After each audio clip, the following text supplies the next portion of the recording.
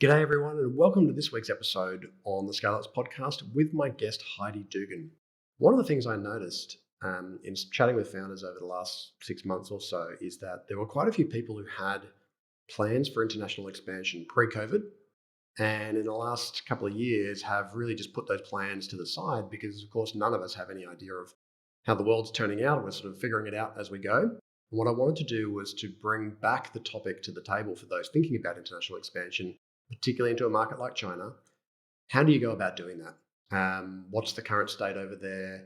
What does that look like? What are the ingredients you need to succeed? What are the kinds of things that see people fail? Most of those ingredients, I have to say, if you're thinking about any kind of international expansion, it's not limited to China. So today I've brought an expert onto the podcast who specializes in bringing Western businesses into China to learn as much as we can from her. But those learnings are equally applicable if you're going into any other new environment. So if you're thinking about international expansion, this is the episode for you. Enjoy.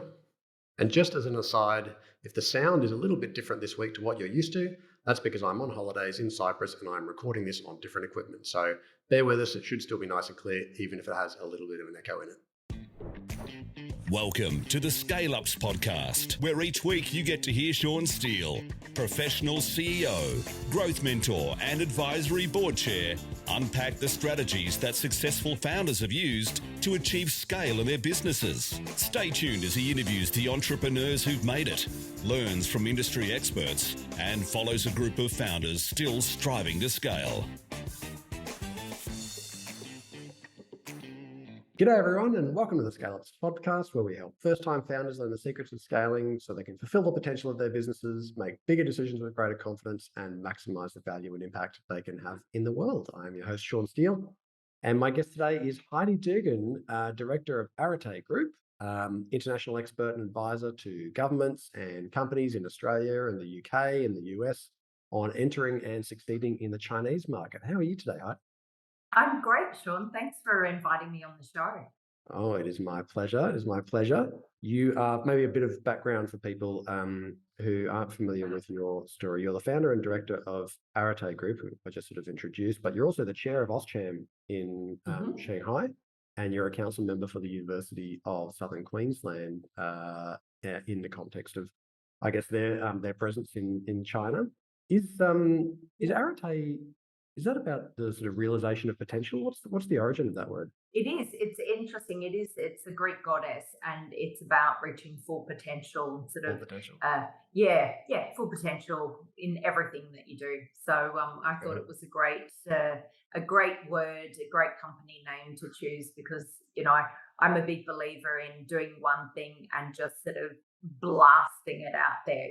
Making everything just work for me. Yeah, I love that. I can think of so many times in the past where I'm usually the guy that you do not come to for creative names. I always have to find other people for that. But the number of times you're searching for a word that's got a great origin, but then it's also going to make sense in how long it is and all. And all the rest. You found a great one, so I'm very impressed. Thank you. Now, Heidi, you have got over 6 million fans. You sold $2 million worth of product in an hour and a half on the Oriental shopping channel. You're the only foreign host to obtain a license to live broadcast on Chinese national TV. You're the go-to health and wellness, sort of food and beverage influencer and celebrity there. And you've been recognized through a whole bunch of Australian media and Chinese media. And I don't think there's too many other people with your credentials, certainly that I've come across, that it really is so set up so well to help Aussie and US-based companies think about where the opportunities are in China today. And also, I'm sure you have lots of horror stories. Over my time, I've known a lot of Australian companies have attempted China, some 2, 3, 4 times. Some have ultimately succeeded, some have ultimately not succeeded. And I've done some capital raising in China as well, and so I had some experiences, albeit they limited. And it's a fascinating topic. So I really was keen to talk to you today because many of our founders in our audience have probably pre-COVID had international expansion on their plans. Most of these people are building good businesses, they're growing well, they got lots of different ways they can grow their businesses. One of those is international expansion. And of course, when people think in Australia in particular, where would we naturally expand to? They think, well, what's the biggest market and where do we have I would love to say a strong trading relationship. Maybe if we go back 3 years ago, there was a few less blemishes on the trading relationship, but certainly a strong Yeah. partner and obviously a huge market. So they think China. But the world's changed, and a lot of founders I know have pressed pause on things like international expansion because they're just not really sure how the world's kind of playing out. So I really wanted to unpack with you today a bit about you know, where China's at the moment, what the relationship's Mm. like, and then more broad than that around how do you actually succeed when you go into China and what are the things you not do and all the rest. So Yeah. that's where I'd love to go with you today. You happy with that? Yeah, that sounds perfect. Awesome. So maybe you could start with a bit about actually where is China at the moment? So we're recording this in sort of end of September 22. So, a lot of the world is on the other side, I guess, if there was really another side of COVID, and a lot of things have returned to normal. How's China at the moment in its relationship with itself and COVID, and then also its relationship with the rest of the world and how sort of open it is? Yeah, I mean, China is open at the moment. It's just that it has quarantine. And at the moment, it's a 7+3 day quarantine. So it's 7 days in the hotel, then 3 days either in a home if you have a home, or the other 3 days in a hotel. I think what people don't understand is that there are a number of issues that China has to deal with that a lot of other places don't have to deal with. It's the aging population that hasn't been vaccinated, but also just the sheer quantity of people and the way that they go about their lives. And one thing that I do know is that China always acts on the best for the greater amount of their, the population. And so, although from the outside it may seem that that they're making decisions that perhaps don't make sense to us, that there is a lot of logic behind those decisions. And that's really something that you only really grasp when you've been living in the country for a long time.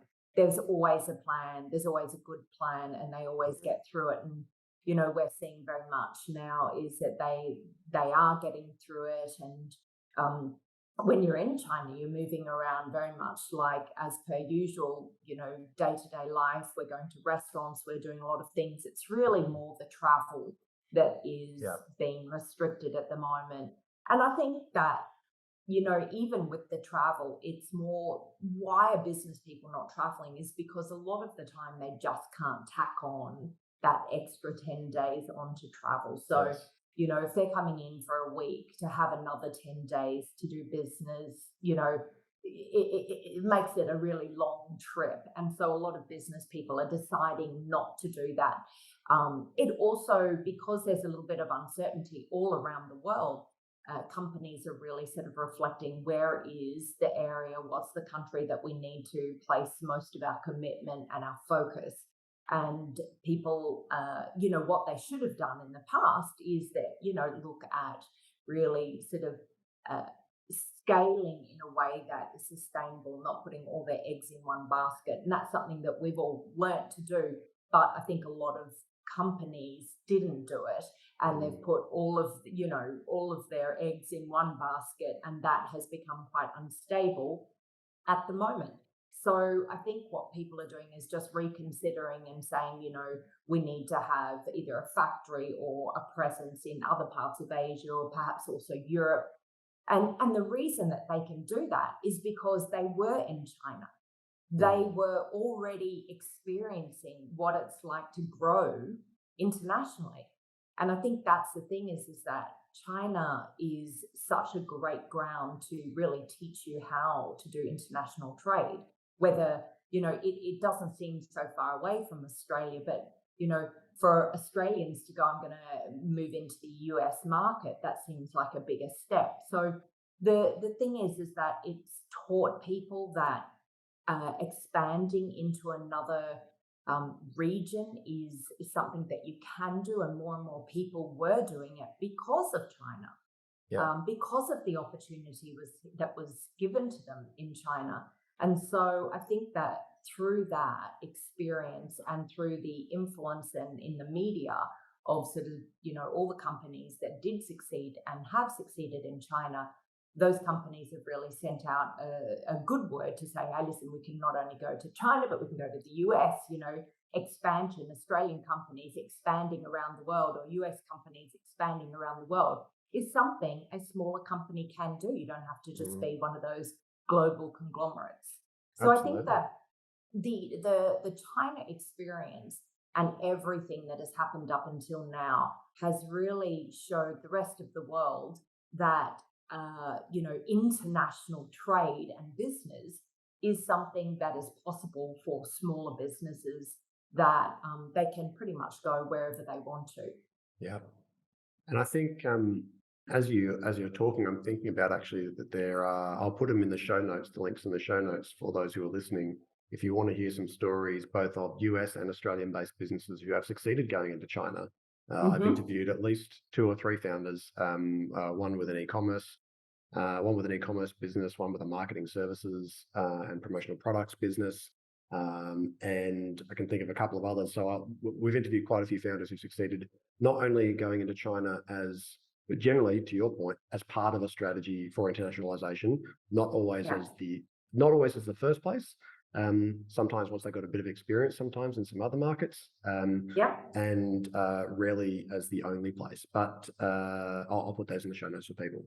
So if you think about, why don't we start with the stuff that people typically get wrong, Heidi, because I'm sure there's a long list. But what do you think are the most common things that people get wrong when they think of that? Go, yep, can see the opportunity, big market. I can see there's an appetite for our product in that market or our service in that market. What are the typical things they get wrong in those early stages that really set them up for failure? Unfortunately, there's quite a few.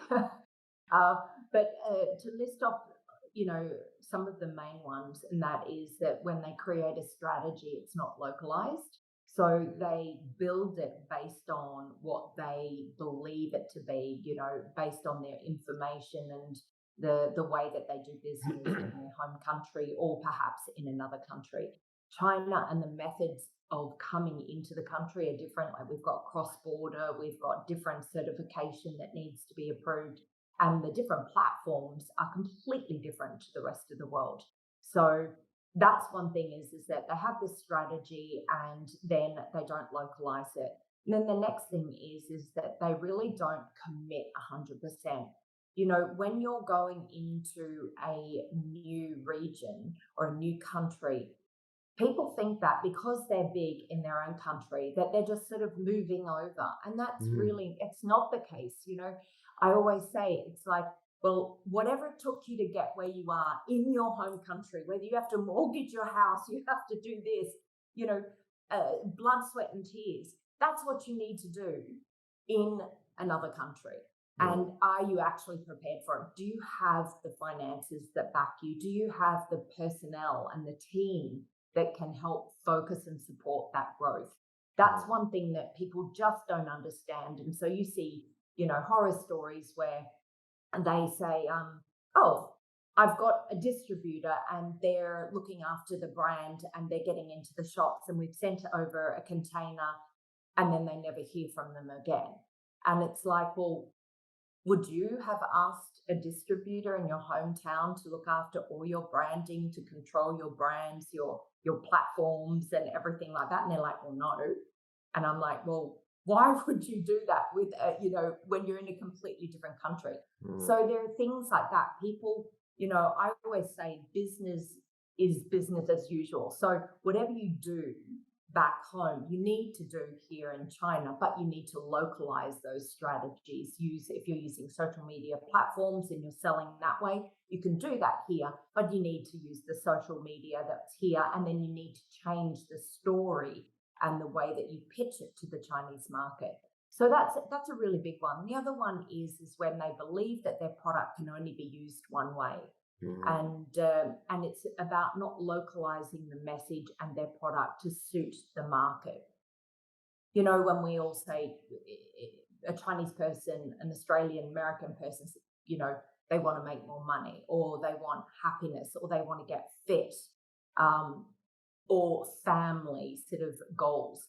the way, just because that goal is theirs, it doesn't mean that the way that they get there and what they actually want from that is the same.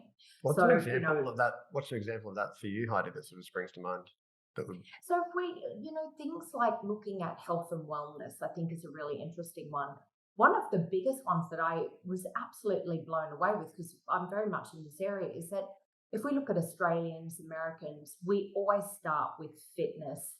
Like, what's your morning routine? How do you change that morning routine and wake up earlier? You've got your 5 a.m. club and you've got all of these sorts of things, and changing, because we know that that's going to have a knock on effect to the rest of the day. Now, I will tell you, there is very, very few gyms, yoga studios, fitness studios, or anything that even open up in the morning, which really sort of surprised me, because I'm like, if I want to do yoga, I want to do it before I go to work. The times that they have the most people coming is either lunchtime or in the evening. right. Because, and the reason for that is it could be that the Chinese person is waking up already at 6 o'clock, but it takes them an hour and a half to 2 hours to get to work. Or that they're working later, or that they're going out later and they're sleeping at like 12 o'clock, 1 o'clock, 2 o'clock. Yeah. So their actual day is very different. And then there are things like, if I decide to buy a health product, I'm very much of a Western sort of background. And I would go, if I like it, I'm convinced, then I'll bring it and I'll buy it and I'll bring it into my home and I'll take it. Whereas the Chinese are quite different. They'll look at it, they'll research it, they'll see who else has had it. And if they bring it into their household, they will then have everyone else in the house. And that means the grandparents, them as the parents, and then the kids, all having an opinion about what it is they're doing. So as an example, we were doing like detoxing and juicing. Now that's like, even if I have a green juice, my husband's Chinese, my mother-in-law comes over, I've got all these vegetables in a blender, I'm blending them up, I'm drinking it. And she's like, how can you just drink that? Like, that couldn't possibly be all you drink. That's all you have for breakfast. And I'm like, well, you're just having a piece of bread. I'm getting a lot more nutrition from it, but it's because I'm drinking it and I'm blending it. It's cold. It's not, it's not something that you're eating. So there's a really different concept of what is healthy. And they're not saying don't eat vegetables, but if I had have had, a whole plate of vegetables and I had to put some hot food on it and what have you, then she would have been a lot happier. So it's really about looking and making sure that you really localize whatever it is that you're trying to bring in, whatever service it is not only how can you fit it into their lives, but how do they want it to fit into their life? Yeah. And that's really probably one of the biggest areas that Western companies just don't understand, is that, that sticky point is always going to be where, when someone wants to bring it into their life, but it's got to fit into their life too. And the other big thing is that, you've also got to convince more than one person in the family. You've got to convince at least 2 people or 2 or 3 people in the family that whatever you're doing is a good thing. Right. So whereas Western culture, it's like, I don't care what you think. I like it. I want to do it. So I'm doing it. But, you can just imagine if you've got someone constantly telling you shouldn't be doing something, it's less likely that product is going to have much traction in the family. Yeah, it's interesting. I've spent the last 15 years in education. And so in education, especially when you're dealing with international education, you're very used to thinking about the fact that actually the most influential person in this process is not the student. The most influential person is either the agent or the parents of the student. And sometimes, it's the whole family getting behind the student. So you're used to creating material that suits the different stakeholders in the decision-making process. And it's kind of part and parcel, but there's many areas, as you said, that are not built that way. And so if you haven't actually thought about those influential stakeholders in the way that your product's positioned, your marketing messages, your collateral, whatever it happens to be, then you could find yourself failing pretty quickly. Speaking of failing, you would have seen, you've been there for 26 years now. You would have seen plenty of businesses, I'm sure, from, in inverted commas, the West, Yeah. attempting to enter China, but failing, failing miserably. What are there one or two examples that stand out to you, and that you've got some insight into why? Well, I won't say the actual companies' names. I Yes, think the um, just if I first of all go across the board is they come in, they're very strong because they've got a very niche amount of products and they push on that. They really listen to the consumer and they grow and then they grow. And then they go, you know what, we know it all. And then they start to expand their range to be way too big. And then it becomes too diversified. And then someone else with a very niche market is going to come in and start to pull from them. So that for me is a big thing, is just to make sure that you've got to have your promotional pieces to continue to create interest, but be careful that it doesn't get too big, that you're not trying to be everything for everyone. That's probably the most difficult decision, because when you are successful in China, you kind of think, well, what else? What? How much more could I make? Yeah, and that's the thing is that it's really important to just continue to connect with your consumer to create more product that's for them, but you've got to be very careful that you're not expanding too wide and then you're trying to grab too many people and not properly service your original customers. Yeah, what would is sage advice in all markets, right? It Yeah, is a constant risk for founders, particularly who start to scale, is that they're starting to build, a sort of machine and engine behind the business, and yeah, because of the pressure and the demand to feed the beast, if you like, they yeah, often end up starting to go into ancillary products or ancillary types of customers, and they start to become broad and generic and nothing to no one. And it's usually there's a reckoning, there's a realization when they plateau, and maybe they start to go backwards, that they have to refine, they cull, they get rid of all the yeah, noise, and they usually get back to the stuff that they were great at in the first place, or yeah, one specific customer type, and they just nail it and they go for scale right there, and they usually get the yeah. next stage of growth. Absolutely, and that's what I've seen with other companies, is where they've sort of really grown, but they didn't profit at the beginning. And I think that's, we've seen also with Chinese companies that have got great investment, is that the marketing cost was always higher than the actual product that was being sold, so it wasn't a sustainable model. Uh, it's a great model if you're trying to just increase the size of your company and then sell it. But still, there's going to be a point where they're going to go, okay, this just doesn't make sense. So there's a lot of companies where we go, wow, how amazing. They've grown so much and they're worth how many $1 million. And I know for a fact that they're making no profit at all. Yeah. And the shareholders are now going, oh no, what did we get ourselves into?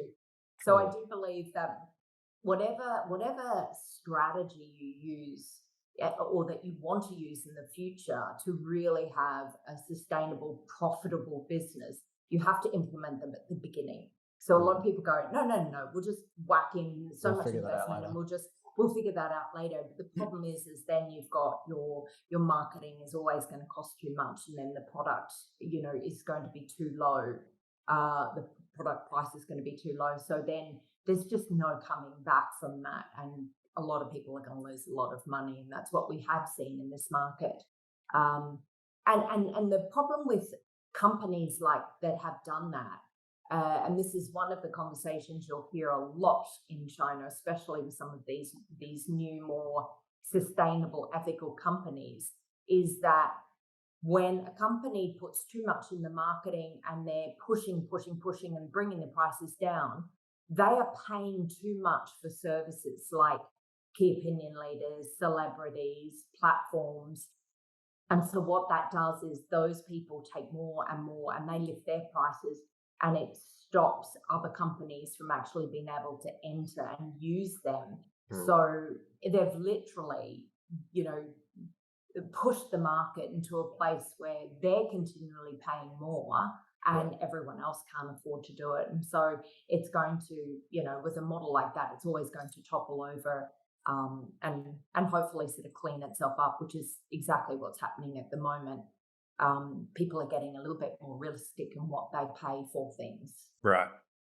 And so have you Are there some examples that are go-to examples in your mind of companies that you think have done it well in terms of expansion into China, out of Australia or the US, and things that you've noticed they did really well?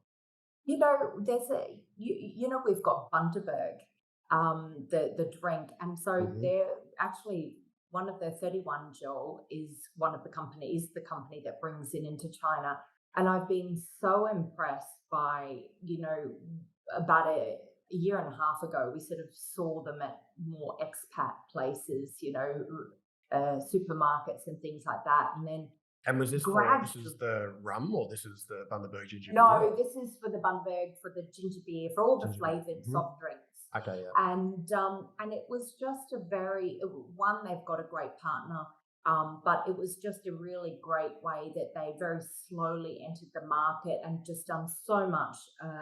They've done so much to support it. They've got a great team to support it, but you see them in all of the cafes and that now, Mm, especially really, really local cafes. So I think that that's been a really interesting one. We are working with a company called Bondi Chai, and I'm really, they don't have, like, there's no chai in China. mhm, So it's been really interesting working with them. And as we've entered the market, we've had a lot of people reaching out to us because of the way that we've been talking about it, the way that we've been talking about it to trade partners. And we're getting a lot more interest in the product because it's a very unique one, and it mm, also sets on a lot of trends that are happening in China. So I see them as this very successful brand, and I see that their potential is absolutely massive. mm, There are a lot of companies. We see some like Blue Steel. They've been in the market for a long time. You see companies like Rio Tinto. There are a lot of companies, mm, big companies that have been yeah. around that have been incredibly successful.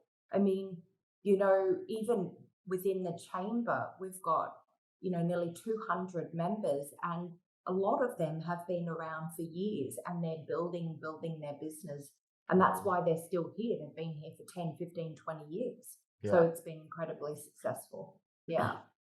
And do you think, one of the things that you mentioned there also with Bundaberg, and I've heard this before, that there's a bit of a difference between, that the West, that there's a sort of almost a, excuse me, a natural appetite to come in loudly and big and accelerate really fast and sort of big and splashy, whereas there's more of a slow, build it organically, a bit under the radar kind of approach in China. Do you think that those kinds of Yeah. approaches tend to work better, like the sort of slow building, get the relationships right, and then Yeah, I think the thing is it really depends on who the company, what the company's got, how much money they've got, and what they're actually selling. The, the This is why a lot of people give advice to brands, and they say, just either come in big, you've got to have lots of money, hit it hard. And that does work for some companies, but for other companies, they just don't have that. And then, I mean, I particularly like that sort of very slow, sort of just seeping into the market, and then you sort of turn around and it's everywhere. I've always liked that because then you're not, especially with competition, you're not really sort of getting the word out there, and people are sort of, when they realize the brand is all around them, it's already sort of too late. They've already made their mark. So other Mhm. companies can't do it. But that tactic doesn't work for a big company. Sometimes they just don't have the time to do Yeah. that. And so, you know, that it again, if a company's got a good budget, and that they want to hit it hard, they can do it, but they still need to go, okay, hitting it hard doesn't mean just dumping money. Mhm. It still needs to be, a proper scaled business, not just here it is, we're dumping it in, cross our fingers and wish for the best. And that is what I think a lot of companies do. They Yeah. go, you know what, if we just get 1%, and it's like, oh no, if The I number hear of that times I've heard again, that. Yeah. the amount of times that we've heard that is just like, ah. So, and that's why we've seen some amazing things, Bellamy's, we've seen A2 Milk, A lot of the baby and mum products have really done a great job, especially for Australian products, have done an amazing job. And then supplements, you see Swiss. And then you also see smaller companies like Vita Glow that have done very well, and they've been very strategic in how they do it. So both types of companies can work, but they need to know what works for them and their Yes. product. And that's why I say is the strategy needs to be localized. Yeah. I remember talking with, there's a great example of this in talking with Annika, who runs Rufus, which is a pet accessories business. And, you know, she Uh-huh. built it up in Australia, and her first foray into, I think it was the States, and they'd made the assumption this was their first sort of international expansion opportunity, and they'd gone to the trade shows and they'd taken all their stuff. You know, they'd had a Yeah. huge product range in Australia, massive, and they'd go to the trade shows and people would be like, "Oh, you know, tell us about you and what have you got?" And they're like, "Well, you know, got everything. We've got like 4,000 products. We've got this. You tell me what you want." And they're kind of like, nobody could get the strategy or the story, and to your point, until they actually localized and really dug down to the things that made a difference. And over there, I think it was, you know, a particular kind of cat litter, which was not really popular in Australia, but really resonated with them. There's a space in that market. People got to understand it, and that became the sort of launch pad of other products later on. But to your point, that localization of strategy, you can't just pick your business up, plonk it in a new country, and expect it just to work with a bit of language change. You know, it takes that localization. Absolutely. What, Absolutely. what do you think, Heidi? Where do you see some of the bigger opportunities in the next 5 years? Like, are there certain segments that seem to be growing really fast? If you're an Australian business and you're trying to get that almost macro view of where some of the opportunities are in China. I mean, it's such a big market, right? Um, Yeah. but are there certain spaces that you think are going to be more interesting in the next 5 years for Australian Yeah. or sort of US based businesses, particularly services ones? Absolutely. So I think, you know, the last 15 years was really about food and beverage, international food and beverage. And they really, there were many companies that made a lot of money in the market. That is changing, and that has slowed down quite a bit. Now, the big areas we see is definitely health and wellness. Now, we've seen a lot of supplements, coming over the last sort of 5, 6, 7, 8 years. What we're seeing now is a bigger variety on that, natural products. We're seeing a lot more of protein powders coming in because of fitness Hmm. being a real focus for the Chinese government.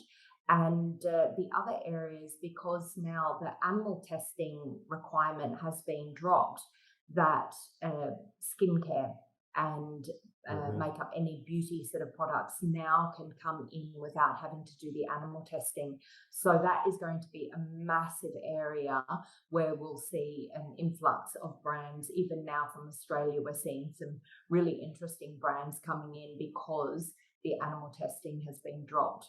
Hmm. So I mean, with me and my company, we've worked in health, sort of food and beverage for many years. Um, but we sort of about 3 or 4 years ago, we very much pivoted into the health and wellness and now natural beauty. And Hmm. that's where we're setting up all our new company, Rise This Is Living, where it's an actual online, offline programs, courses for Chinese people to take, which are actually going to help them, take back control of their life. But we'll be bringing in all of those health and wellness brands to come along for the ride and to connect with the consumer. So Hmm. we just see that it's a massive area, health, wellness, and where when we talk about services, anything that provides or that taps into that area, I think is going to be really interesting.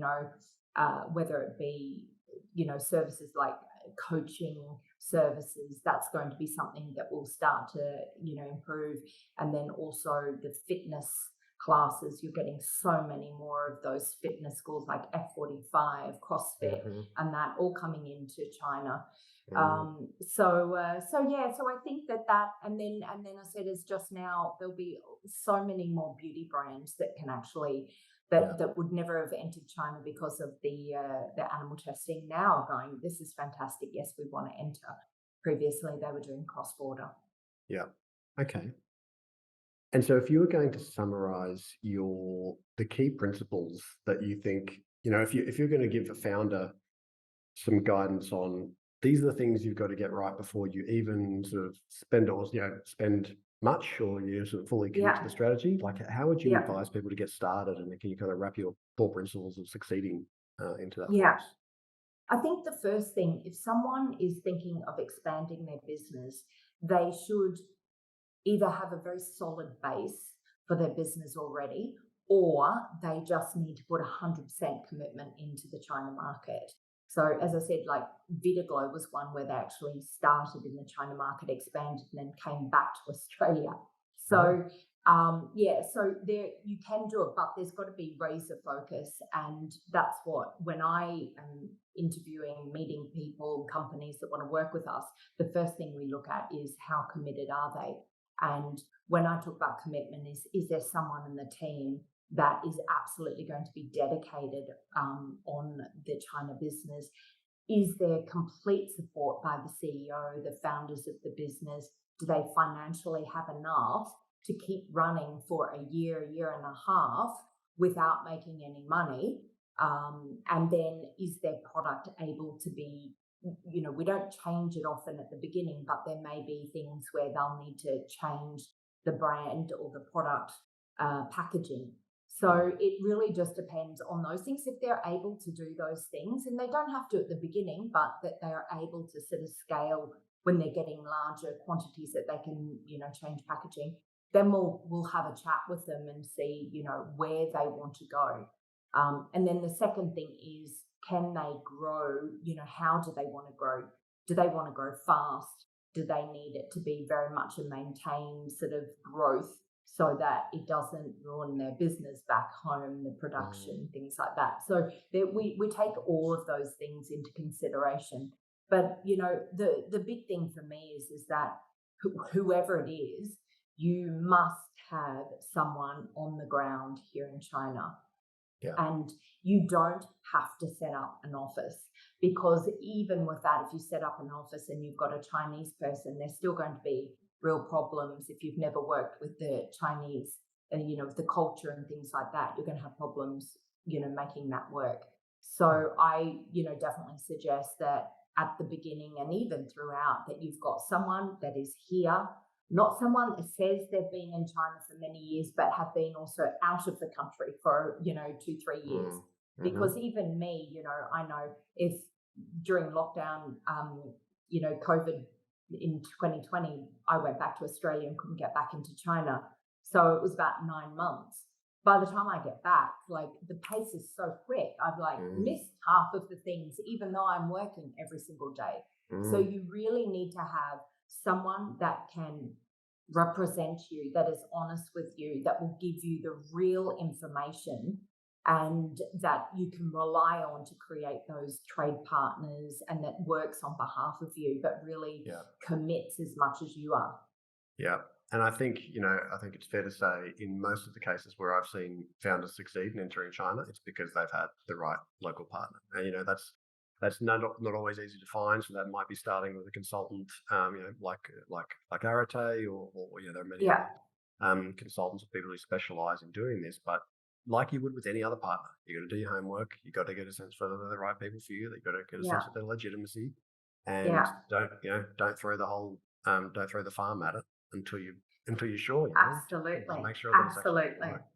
But it is a material commitment entering a market like China, and to your point, therefore, you have to have both the resourcing and the financial capacity to make it. There's nothing worse than getting 6 months into the strategy and actually you didn't have the runway, and then you've wasted everybody's time, including your own money. Yeah, and so that that actually happened with us with one of our clients, and they were actually making sales in the first 1 to 2 months, but by the 4th month they're like, we're not making enough, we can't do this anymore, and they pulled out. And it's like, that's a waste of money.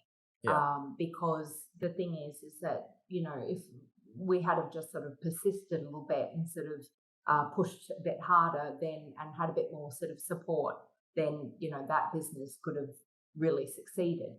But when you sort of getting cold feet and you sort of yes, no, but the fact is that weren't really able to, and they weren't as committed as as they thought they were.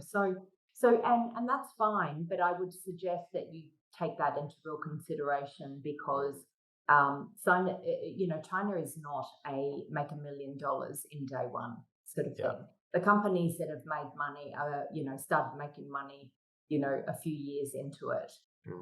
But they set it up and they had a solid base and they really continue to really maintain the relationships and to the expansion.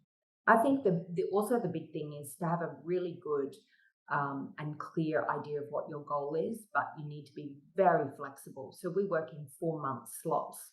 So we've got our 1 year, 2 year, 3 year goals, but we only work in 4-month slots because we know that things are going to change rapidly and we need to be able to jump onto all of the opportunities, but also we need to be super flexible. If something's just not working, we need to be able to very swiftly pivot. Such good advice. Heidi, anything else that I haven't asked that you think I should have? Other nuggets, anything else that you'd like to leave people with as they think about whether expanding into China is right for them, whether the timing's right? Anything else you'd like to leave them with? Yeah, I think, in the media, because there's been a lot of a bad rap in the media, I think, with China and relations and things like that. And a lot of companies have pulled out or have gotten scared and haven't gone through with their original plans. My thing is that this is actually meant that this is the perfect opportunity to come into the market because all of those other companies have either left or they're not entering at the moment. And so it means that it's much easier to come in. And the other thing is, like as we're seeing with the animal testing, there's a loosening up of some of the areas in business here in China. And I think there are areas that if you take the opportunity now, you'll be one of the first that can actually really benefit from it. We're seeing the current environment is very much like I saw 15, 20 years ago. But the thing is that we have hindsight now. We've learned so much about how to do business here. So if anyone is thinking and really feels like they're committed, then now is actually an excellent time to step forward when other people are stepping back. That's always been my philosophy. When everyone gets afraid of doing something, then that's the right time to step forward and do something. But just be very certain about that step. So I think that China's got incredible opportunities. It will for quite some time. And anyone that comes in now, I actually think we're going to see a second wave of some very serious money being made by those companies. Yeah, and I think that's so true. And many founders who are listening to this will have also done that same thing during COVID when they had competitors who went into pure survival mode and they actually invested heavily and went really hard, and they've come out the other side with some really big advantages. So I think that's sage advice from most markets, right? When people are fearful, it's a good time to really be inquisitive and consider whether that's a time to go hard. Absolutely. Well, Heidi, huge thank you from me. I really appreciate you sharing your wisdom with our community. How should people get in touch or follow along with what you're doing? Where would you send them to? Yeah, probably the best thing is to go to the website, HeidiDugan.com, HeidiDugan.com.